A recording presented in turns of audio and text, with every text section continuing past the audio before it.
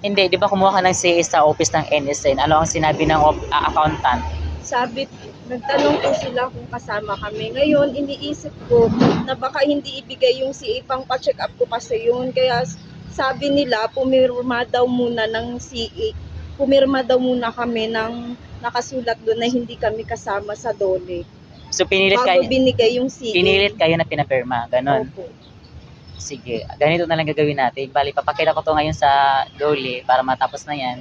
Na pinilit kayo na magpirma bago makuha yung CA na yan. Pero yung CA na yan, pira nyo yan, bakit kailangan muna sila magpipirma na hindi naman nila Sa bond paper lang. karapatan yan? Maganda sa bond paper papakita yun. Bakit ka nagpirma nga doon? Kasi nga baka hindi ibigay yung CA. Tanong ka sana bakit? Ngayon. Hindi, sabi bakit kailangan magpirma pa eh? Basta ganito Sige yung- ka lang naman. Natakot din kami ni Cherry.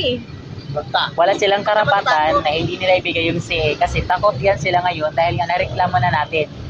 Ngayon, ipapakita ko ngayon sa DOLE yung mga ginagawa nila ngayon dito sa nakakaano na to. Na-stress. Sobra na sila. Kung gusto mo matapos ngayon, sumama ka para matapos yan. Kasi buntis ka. Bakit kailangan nila pilitin ka na papirmahin ka na bago kunin yung CA na yan? Ipira mo yan. Karapatan mo na kunin yan. Pira mo yan, pinaghirapan mo yan dyan. Tapos papirmahin ka. Di ba nagsiyagay dati? Hindi ka naman kayo nagpirma? At doon kasi yung mga pangalan namin ni kaming dalawa pinapasok kami sa opisina. Bawal yan. Hindi pwede yan. Napipilitin kayo, nagpapirmahin kayo ng NSA na yan. Napakita ko to ngayon sa DOLE to.